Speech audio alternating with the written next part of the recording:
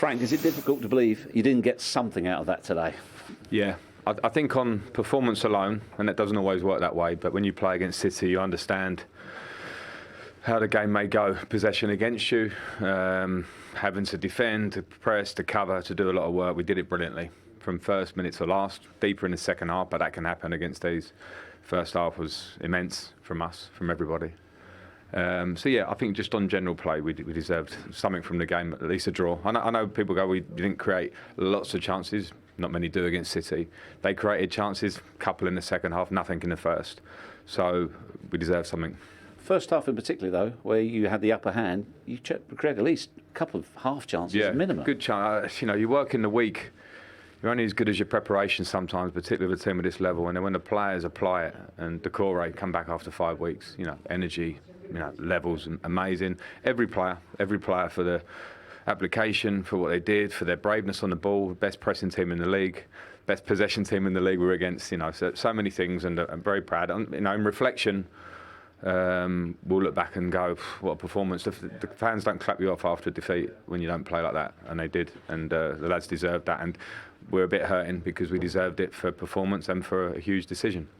Was also, we'll come to the decision, was also a cruel blow the way the goal was conceded. Yeah, but I won't criticise an individual mistake because players give so much. It's a little bit freakish in the way that Mason gets a touch on it and then it changes its angle, and then all of a sudden, when you defend in the box, sometimes you rely on little snippets of luck along the way. So cruel, but that's football.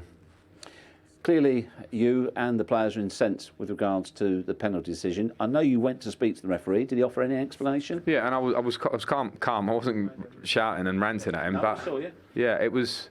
I wanted to know if it was offside in the build-up, because if that happens, it negates the penalty shout. So it wasn't. I've been told that clear. It's not offside against Richarlison in the build-up. So then it's just isolate the penalty. The referee said he was on the other side of it.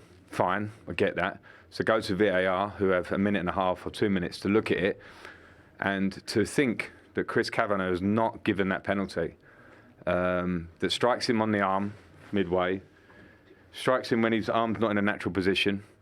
I've got a 3-year-old daughter at home who could tell you that's a penalty. I'm not being funny, Jeff. I don't mean to make light of it, because we're in a position where we're fighting at the bottom of the table, and Manchester City are fighting to win leagues. So everything's crucial. And when you have a system to bring in a minute or two to have a view on a penalty, that is the most easiest decision you're going to get as a handball. Easy. There's so many that happen quickly. Arms there, late reaction, whatever. Anybody. I don't know what has to happen as a reflection of that, because it's a clear. I can't. It's not a mistake. Would be when you get something wrong, you haven't got time to think about it. You've got 2 minutes to digest a handball. Also, he didn't advise the referee. Tell me why. Have a look on the monitor. Tell me why. I don't know. I can't understand it. If the communication is with VAR. So the referee says, I didn't see it, give me a clear understanding. The referee sees it. Even if he says, I'm not sure if it may be, but it is, but even if he says, I'm not sure it may be, then they go, OK, go and have a look. Then we're both in this together. You get the first shout as a referee. I don't understand it. It's incompetence at best. If it's not that, then someone needs to explain to me what it is. How difficult is it for you not to accept the decision, but you can't do anything about it? No, well, we have to accept it, and we have to take pride in the performance against a top team, and understand that there are a lot of games to go. And if the table doesn't look great for the next 2 or 3 weeks, then so be it. When I came here, it didn't look great, and the performances weren't great. And what I've seen in the time I've been here is a big improvement in performances, a big improvement in confidence, a big improvement in the nature of how the club is joined from top to bottom, with fans, with players, with owners, with the conversation I'm having. We've got views to look forward in a positive way, and of course we need results for that. But we must not get caught up. Myself, players, fans, don't look too much at the table for the next 2 or 3 weeks. And I'm not buying time here. I'm just saying we're going to work, and we'll work, and we've got 14 games, whatever it's to go. Sorry, I'm not clear on that. I think it's 14 after today, and there's a lot of points to be. And if we play with the energy and the passion, and we get together like we did today, my feeling is we'll be fine. Can I just ask you as well, you talk about pride in the unity we saw from both teams, from the supporters, from the whole ground, with regards to the Ukraine and the 2 Ukrainian players who are both here today. Yeah, and that means much more than a penalty shout. To be fair, I'm ranting a bit there.